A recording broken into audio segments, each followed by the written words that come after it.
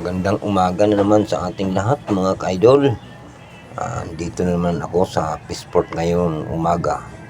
Alas 3 po ng umaga pa po dito sa Rosario, Cavite Peaceport. So ayan mga ka-idol, at tulad nga sa sinabi ko sa inyo na araw-araw ko kayong i-update sa presyo ng mga isda dito sa Peaceport ng Rosario, Cavite. So ayan mga ka-idol, bago po ako mamili ng isda na aking ititinda, iikutin ko muna yung Peaceport para alamin natin ang mga presyo ng mga isda ngayong araw na to.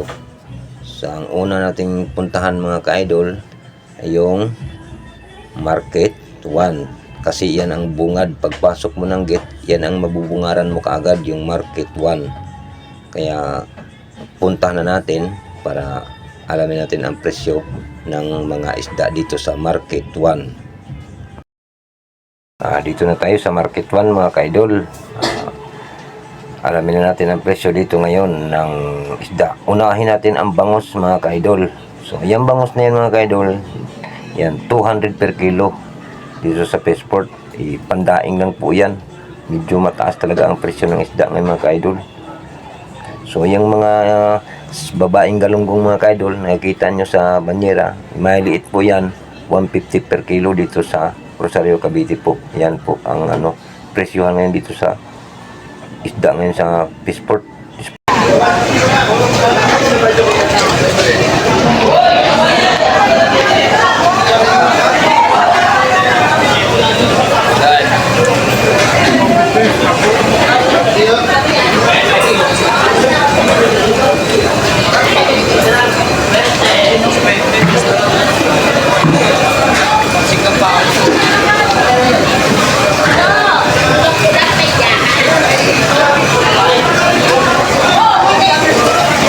Dito na naman tayo mga ka-idol sa mga bangusan sa unahan kunti dun sa bungad.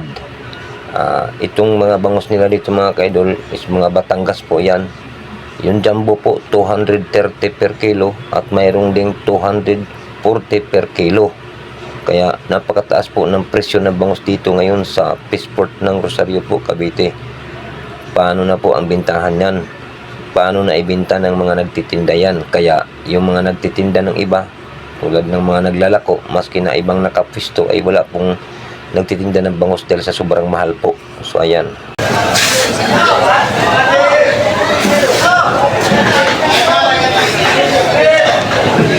Naman tayo mga ka-idol sa gilyasan. Alamin natin ang presyo ng gilyasan. So ang gilyasan dito mga ka-idol is 200 per kilo. Minsan pa mga ka-idol, ikulang pa ang kilo nila dyan sa Pandawan.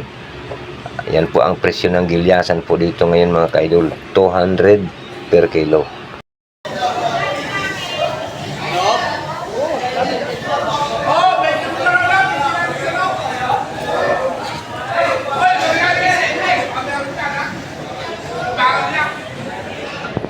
Punta na naman tayo mga ka-idol dito sa Market 2.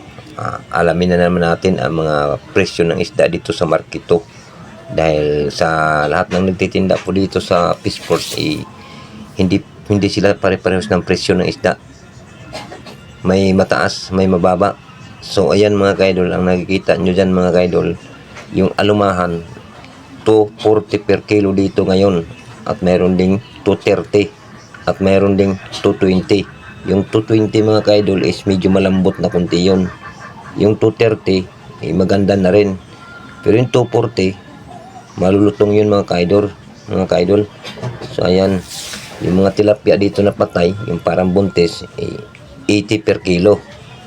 Sa mga buhay po mga ka-idol na tilapia, 120 ang per kilo ng tilapia ang buhay dito ngayon mga ka-idol.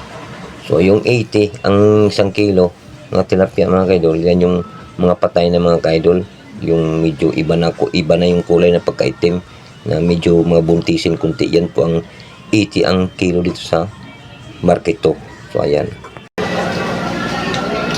Ba tilapia? 20. 120.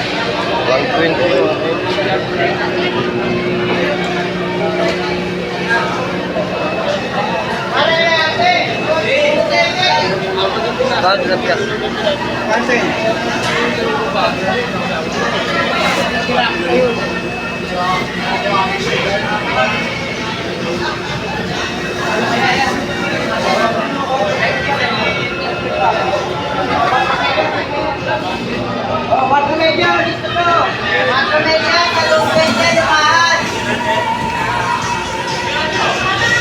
Mga ka-idol, yung talaba kung magkano ang presyo, kasi may nag-order sa akin ng isang galon na talaba mga ka-idol, kung magkano.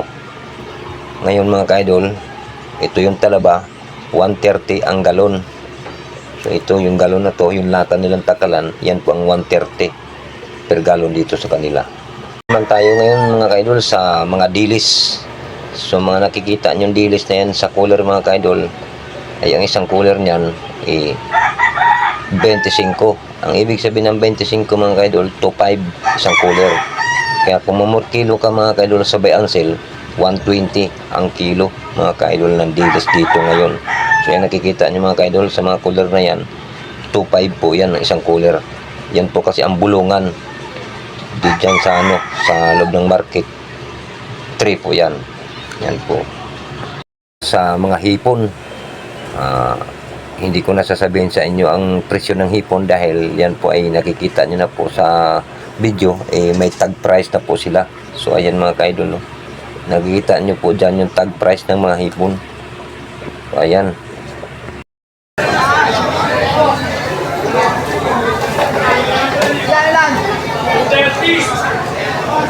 Dito na naman tayo mga ka-idol sa mga tumpukan na hipon. So ayan, nakikita nyo ang isang tumpok na yan ay 120 daw yan mga ka-idol, pero hindi na masyadong magaganda. Medyo maano na mga ka-idol ang katawan yan mga ka-idol. Namumula na yung katawan yan mga ka-idol, yung 120 na yan. So ayan. 120 lang ipon. Dapat 150 lang to lahat.